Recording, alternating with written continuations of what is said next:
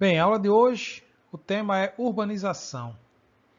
Então, nesse primeiro slide, eu coloquei aqui para vocês uma imagem da cidade de São Paulo, particularmente uma imagem da Avenida Paulista, uma avenida muito importante aqui na cidade. E a partir dessa foto aqui, dá para a gente perceber o processo de urbanização sofrido pela cidade de São Paulo. Aí, tivemos aí vários prédios, dá para a gente perceber aí. É uma aglomeração urbana intensa. Bem, então, a gente vai nessa aula discutir um pouquinho sobre o processo de urbanização, conceito, causas e as consequências desse processo aí. Então, vamos começar com o conceito. Ele corresponde à transformação de paisagens naturais e rurais em espaços urbanos. E essa transformação se dá através do crescimento da população urbana, em detrimento da população rural. Então, a zona urbana ela vai crescendo, e ocupando os espaços da zona rural. Então, isso se dá através da transferência da população do campo para a cidade, que quando acontece em larga escala, é chamada de êxodo rural. Aí aqui eu coloquei uma imagem, vou só colocar aqui um laserzinho para a gente poder se guiar aqui. Então aqui nós temos uma paisagem natural e a paisagem urbana. Então o zíper vai se fechando, E literalmente quando ele fechar aqui, todo o espaço, toda a imagem vai ser ocupada pela paisagem urbana. Então é essa transformação, que ele fala aqui nesse conceito, certo? E outra imagem que eu trago aqui é referente ao êxodo rural, A saída do povo do campo para a cidade, buscando aqui a qualidade de vida melhor, ou então a própria sobrevivência, Então a gente vai ver lá na frente que êxodo rural é um fator repulsivo. Existem dois fatores atrativos e repulsivos. E esse aqui, êxodo rural, é um tipo de fator repulsivo. Aí nessa imagem aqui, nesse slide, deixa eu só tirar aqui esse ponteiro. Pronto. Então aqui nesse slide aqui, vemos aí a taxa de urbanização no mundo. Então aqui eu coloquei mais para a gente conhecer um pouquinho a evolução da urbanização. A primeira revolução industrial, a taxa de urbanização da população mundial era de apenas 3%. A data aqui da primeira revolução, ela tem início a partir de 1750, A 1850, temos aí a segunda revolução, e a partir de 1940, a partir de 1950, temos aí a terceira revolução.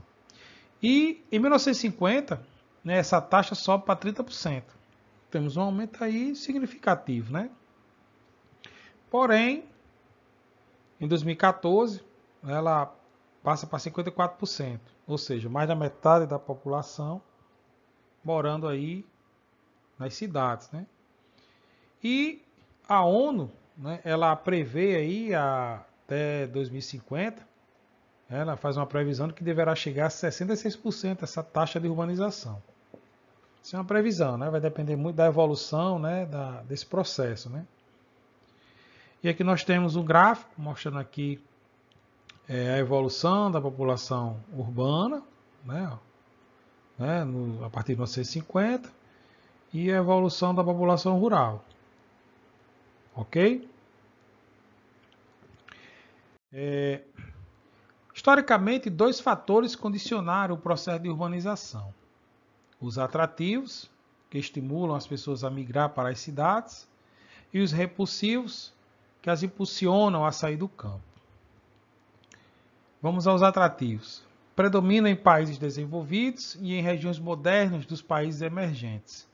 Estão associados ao processo de industrialização, ou seja, às transformações provocadas na cidade pela indústria, notadamente quanto à geração de empregos no próprio setor industrial e no de comércios e serviços. Lembrando que o Brasil, apesar de ser um país que é um país em desenvolvimento, também é um país emergente. E ele sofre, né, esses dois fatores, tanto o fator atrativo como o fator repulsivo. Então, temos aqui a indústria, certo? Como uma das causas, né? Que a primeira causa que eu falei foi o êxodo rural, que ele entra como exemplo nos fatores repulsivos. E a indústria entra nos fatores, né, de atrativos. Então a indústria, né, ela, através dessa sua grande geração de empregos, né, ela atrai as pessoas do campo. Muitas pessoas que estão no campo, elas buscam na cidade, né, melhorar de vida, né? Então ela vai buscar melhores condições de vida. Então, hoje na cidade, tanto ela pode encontrar na indústria ou no setor terciário, que é o setor de comércio e serviço. Em relação aos repulsivos, né, que impulsionam a sair do campo, são típicos de alguns países em desenvolvimento, qualquer que seja seu nível de industrialização. Estão associados às péssimas condições de vida na zona rural, por causa da estrutura fundiária bastante concentrada.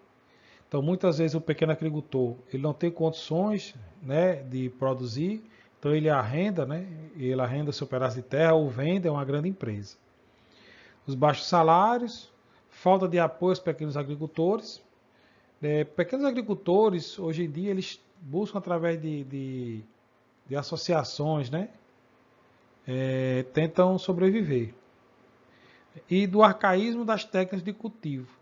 Sabemos que para você produzir em grande escala, você precisa de um grande maquinário, né, de última geração, né, precisa de muitos investimentos. Isso requer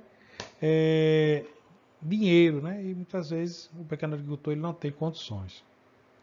Aí, infelizmente, ele finda sendo obrigado a sair do campo e tentar a vida na cidade. Ao longo da história, devido à combinação de fatores naturais, econômicos, culturais e políticos, muitas cidades se especializaram em determinadas funções, políticas administrativas, industriais, portuárias, turísticas, religiosas e etc. E essas determinadas funções, elas estão relacionadas à atividade principal exercida pela cidade. Então, nós temos aqui essa tabela, para exemplificar melhor. Então, uma cidade que possui como função principal função política administrativa. Então, ocorre quando a cidade depende basicamente de sediar órgãos públicos, principalmente governos. Temos aqui o exemplo de Brasília, né, e Washington. Brasília é a capital federal do nosso país, né, onde fica a sede do governo federal. Temos aqui Natal. Né, Natal ela possui várias funções. Aqui, né, ele destaca aqui a função militar, mas Natal possui a função política administrativa, onde tem a sede do governo estadual, função turística, né, e função portuária. Rede e hierarquia urbanas. Vamos começar aí com rede urbana, né, vamos ao seu conceito. Rede urbana é formada pelo conjunto de cidades de um mesmo país ou de países vizinhos, que se interligam umas às outras por meio de sistemas de transporte e de telecomunicação, através dos quais se dão os fluxos de pessoas, mercadorias, informações e capitais. Bem, esse conjunto de cidades aí, né, são formadas por cidades de diferentes tamanhos e níveis de desenvolvimento. Né, vai da pequena, média, à grande cidade, né, ou centro urbano. As redes urbanas dos países desenvolvidos são mais densas e articuladas por causa dos altos índices de industrialização e de urbanização, da economia diversificada e dinâmica, dos mercados internos com alta capacidade de consumo e dos grandes investimentos em transportes e telecomunicações. Né? Temos aí as grandes cidades, né? Temos aí chamadas cidades globais, né? Que são cidades que possuem um grande fluxo de pessoas, um grande fluxo de informação, um grande fluxo de mercadorias, né? Então, as redes de cidades mais densas e articuladas se encontram nas regiões do planeta onde se desenvolveram as megalópolis. O que significa esse termo megalópole? É um termo elaborado, né, que ele para designar uma região ou uma área que ela é super urbanizada, né, que ela vai se congregar em torno de si, uma articulação entre metrópoles, né, regiões metropolitanas que é, vão estar concentradas. E para a gente, em termos de conhecimento, né, o maior exemplo de megalópole do mundo está no Japão, né, onde você tem aí a ligação de várias metrópoles, né, a metrópole de Tóquio, Osaka, né, e outra aqui que é Kitakyushu. Então, são cidades que se desenvolveram muito, né, ao ponto de se conurbarem entre si. No Brasil, nós temos só um exemplo, né, que é o megalópole São Paulo-Rio, né, chamado de megalópole brasileira, que ele vai do complexo metropolitano expandido no estado de São Paulo até a região metropolitana do Rio de Janeiro. O capitalismo, em sua etapa informacional, o avanço da globalização e a consequente aceleração de fluxos no espaço geográfico planetário criaram uma rede urbana mundial, cujos nós ou pontos de interconexão são as chamadas cidades globais. Temos um termo conhecido que é a megacidade, né, que são cidades que possuem a população acima de 10 milhões de habitantes. Mas as cidades globais, elas não necessariamente são megacidades, né, mas são cidades que possuem um fluxo, né, de mercadoria muito grande, né, um fluxo de pessoas, um fluxo de informação realmente que pode chegar, né, no todo o planeta, certo? Hierarquia urbana é a tentativa de aprender as relações que se estabelecem entre as cidades no interior de uma rede. Essas relações, elas são econômicas, são sociais, são culturais, né? E elas integram essas cidades que fazem parte de uma determinada rede urbana. Lembrando que as redes urbanas são formadas por cidades de diferentes tamanhos, né, de diferentes níveis de desenvolvimento, né, que interligam fluxo de pessoas, bens, serviços, informações, né? E a hierarquia urbana, ela tenta organizar, né, o poder de influência que cada cidade dentro de uma rede urbana ela possui. Ocorre que a concepção tradicional de hierarquia urbana, tomada do jargão militar, já não oferece uma boa descrição das relações estabelecidas entre as cidades no interior da rede urbana. A hierarquia militar, né, eu acho que todo mundo sabe, como ela se divide, né? Ela começa com soldado, aí vai aumentando de patente, né? Acho que é cabo, aí vem capitão, acho que major, né? E general. E no exército, a maior patente é o marechal. Então, cada um com seu poder de influência, né? Claro que o marechal, que é o principal, né? O maior, né? É o topo, a patente que tem maior influência, certo? Então, o que ele diz aqui? Com os avanços da revolução técnico-científica, a acelerada modernização dos sistemas de transporte e de telecomunicação, o barateamento e a maior facilidade da obtenção de energia, a disseminação de aviões, trens e automóveis mais velozes, enfim, com a redução do tempo do deslocamento, as relações entre as cidades já não respeitam o esquema militar, no qual era necessário galgar postos dentro da hierarquia urbana. A gente vai ver lá na frente, né, essa hierarquia, né, a hierarquia tradicional e a hierarquia atual. Então, atualmente, uma pessoa com boa renda pode residir em uma chácara ou em um sítio na zona rural, ou em uma pequena cidade, em lugares distantes de um grande centro, e estar mais integrado à vida urbana do que outra pessoa pobre que resida nesse mesmo centro. Como a gente viu aí, né, que o avanço da evolução técnico-científica, ela permitiu, né, a modernização, né, dos transportes, das telecomunicações, né, tanto o barateamento também, né, da obtenção de energia. Também lá aumentou o fluxo de voos, né, o fluxo de viagem de aviões, de trens, os automóveis, né, está mais acessível às pessoas, né, eles estão mais velozes. Então, isso permitiu que as pessoas se deslocassem mais rápido, né? Então, antigamente, se você fosse de cavalo de Mossoró a Natal, eu não sei, acho que você durava o quê? Acho que a viagem durava talvez uma semana, não sei, 15 dias, né? Eu nunca viajei a cavalo, né? Nunca fui de cavalo para Natal. Mas eu sei que de carro a gente gasta 2 horas e meia, 3 horas e meia, depende da velocidade, né? Depende do carro que você tá, depende até da hora também, né? Mas hoje em dia está bem mais fácil você se deslocar de um local para outro. Às vezes você não precisa nem se deslocar para você resolver um problema por telefone, pela internet, né? Hoje em dia você tem aplicativos, hoje em dia está tudo mais rápido. Então, hoje em dia você pode morar no campo, né? Você pode morar no campo, tem antena parabólica, tem internet, né? Tem um carrinho bom que você, de repente a pessoa mora no sítio, né? E tem toda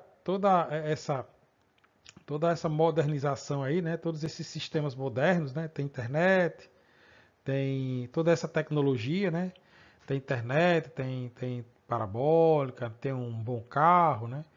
E de repente ela para se deslocar para a cidade, às vezes até mais rápido que quem mora na cidade, mas mora num bairro muito distante, que não tem muito precário, né? O transporte público. E muitas vezes a pessoa ela se desloca até mais rápido, né? E aqui nós temos um esquema clássico de relações entre as cidades em uma rede urbana. Esse esquema clássico, né, ele apresenta menores interrelações entre as diferentes categorias de cidades, seguindo uma lógica mais rígida, segundo a qual dificilmente as cidades menores, né, elas eram polarizadas diretamente pela metrópole nacional. Porém, né, no atual estágio informacional do capitalismo, estruturou-se uma nova hierarquia urbana, na qual a relação da vila ou da cidade local pode se dar com o centro regional, com a metrópole regional, ou até mesmo diretamente com a metrópole nacional. Esse esquema mostra a inter-relação das cidades no interior da rede urbana de uma forma mais próxima da realidade atual. Ou seja, com os avanços dos meios de transporte, né, com os avanços dos meios de telecomunicações, intensificaram-se as interrelações entre as cidades, havendo maior integração entre elas, né, e a metrópole nacional.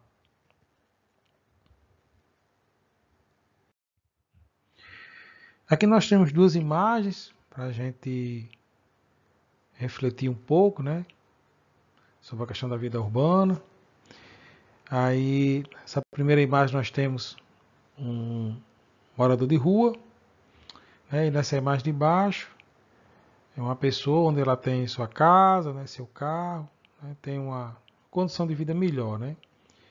Aí temos a pergunta aí, quais dessas pessoas têm mais acesso aos bens e serviços oferecidos pela vida urbana?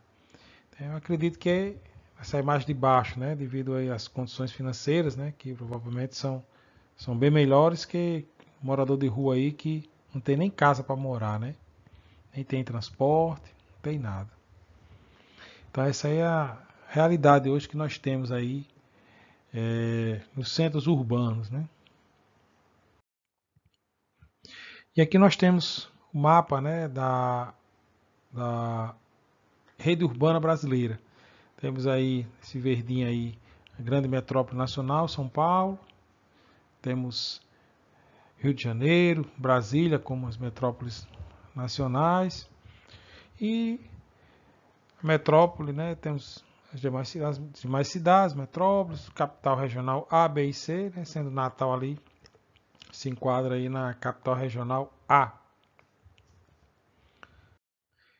É sempre bom destacar, né, que os avanços tecnológicos são a base da globalização, né? Temos aqui alguns pontos, né, que atestam isso aí, né? Possibilitam a dispersão da produção pelos lugares, né? Oferecem mais possibilidades de lucro às empresas, integração dos mercados, das finanças, das bolsas de valores, contribui para a expansão da infraestrutura urbana e da rede global de cidades e ainda contribui para reforçar o papel de comando de algumas cidades globais na fase, né, do atual capitalismo. Essas cidades comandantes, no caso das cidades globais, né, são importantes centros de serviços especializados e de apoio à produção. Nela encontramos boas universidades, né, bons centros de pesquisa, que são referência no mundo, né, grandes escritórios de advocacia e contabilidade, grandes agências de publicidade e marketing, né, bancos e bolsas de valores, hotéis, centros de eventos e exposições. Porém, a desconcentração das indústrias, que rumam para as cidades médias, pequenas e até mesmo para a zona rural, ao contrário do que muitos pensam, tem contribuído para reforçar o papel de comando de muitas das grandes cidades e mesmo de algumas médias. Porque, como a gente viu no esquema atual, certo? Se mantém a hierarquia, né? Porém as inter-relações, né, entre as cidades mudam. Então, há o deslocamento das indústrias, né, dos grandes centros urbanos para os pequenos centros urbanos. Porém, o grau de influência das grandes cidades continua, ainda prevalece, né? É isso que ele diz aqui, né? Claro que a desconcentração das indústrias ela é boa para as pequenas e médias cidades, né? Porque ela aumenta o emprego, né? O trabalho, né? Até a questão do próprio PIB da cidade. Porém, ainda a influência das grandes cidades ainda continua. Agora vamos falar sobre os problemas sociais urbanos. E a gente pode destacar aqui as desigualdades, né? Essa aí é a segregação socioespacial, as moradias precárias e a violência urbana. Em relação às desigualdades sociais e segregação socioespacial, né?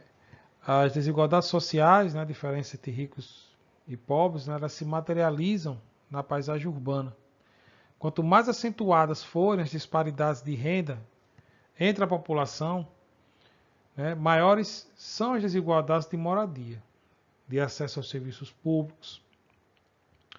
A segregação socioespacial é a separação das classes sociais em bairros diferentes em função do desigual poder aquisitivo, né? A gente pode usar como exemplo aqui a cidade de Mossoró, né, onde as pessoas classificam, né, os bairros de rico, né, o bairro de classe média, né, o bairro de pobres, né, bairro de periferia, né, enfim, né, nós temos essa separação, né, e você reflete bem nas construções, né. Daqui a pouco eu vou colocar aqui para vocês aqui algumas imagens que elas vão refletir nessa segregação socioespacial. Também temos as moradias precárias, né. As maiores cidades dos países em desenvolvimento não tiveram condições econômicas de absorver a grande quantidade de pessoas que em pouco tempo migraram da zona rural e das cidades menores, né? Temos aí o êxodo rural, né? Por isso, aumentou o número de desempregados. Então esse é um grande problema dos centros urbanos, é a questão da falta de moradia, e quando tem moradias são precárias. Infelizmente aí nós temos que conviver, né, com essa situação. E por último aqui a violência urbana, né, que são os roubos, assaltos, sequestros, homicídios, né, que atinge milhões de pessoas no mundo inteiro, sobretudo nas cidades, né, faz muitas vítimas e gera medo e insegurança.